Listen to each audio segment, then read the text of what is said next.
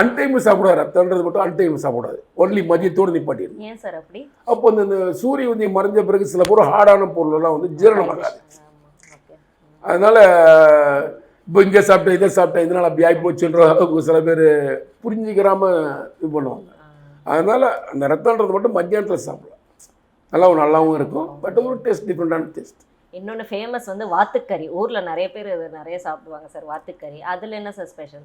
Number 1 வந்து நம்ம ஊரில் சாப்பிட்றத விட கேரளா தான் வாத்துக்கறிக்கு. அப்படியா? வாத்துக்கறி நம்ம எப்படி சிக்கனை யூஸ் பண்ணுறோமோ அது மாதிரி full and full Kerala number 1 வாத்து தான். என்ன ஒன்று அதில் இந்த வாத்து ஒன்று சிக்கன் மாதிரி தான், அதுவும் நேச்சுரல் தான். அதில் வந்து ஒரு வாயு தன்மை கொஞ்சம் கூட இருக்குதுன்னு சொல்லி அப்போது சமைக்கிறவங்க அதை நம்ம ஆளுங்க வந்து ஒதுக்கி வச்சாங்க வாத்து. இன்னைக்கு எல்லாமே சாப்பிட ஆரம்பிச்சுட்டாங்க, வாத்துக்கறி சாப்பிட ஆரம்பிச்சிட்டாங்க. என்ன அப்படி ஒரு காலகட்டம் போகும்போது இப்போ என்ன பண்ணுறாங்க, ஒரு சில நல்ல விஷயம் தெரிஞ்சவங்க பெருங்காயத்தை அதை ஆட் பண்ணுவாங்க.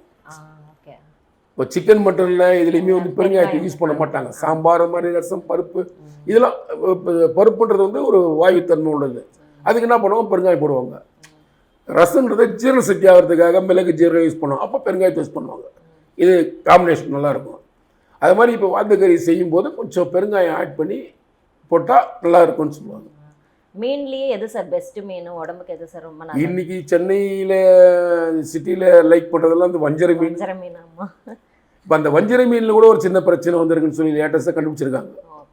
அந்த வஞ்சரை மீனில் வந்து ஒரு கோல்டன் சில்வர் லேயர் மாதிரி ஒன்று வருது.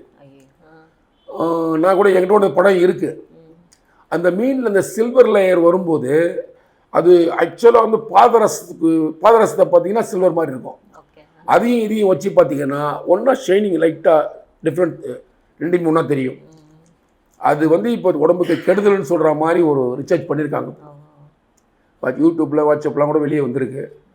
அப்போது அவங்க என்ன பண்ணுறாங்க, இப்போ அந்த லேயரை மட்டும் அப்படியே உரிச்சு எடுத்துகிட்டு தான் சாப்பிட்ணும். இப்போ சொல்கிறாங்க ஸ்லோ பாய்சன் கொடுத்துட்டாங்க அப்படின்றாங்க. அதே மாதிரி இந்த பாதரசமும் ஒரு ஸ்லோ பாய்சன் மாதிரி தான் இப்போ கண்டுபிடிச்சி சொல்கிறது. இப்போ நமக்கு தெரியாத இப்போ தெரிவிக்கிறாங்க ஸ்லோ பாய்சன் மாதிரி. அது மீனுன்றது மத்தி மீன் தான் நம்பர்.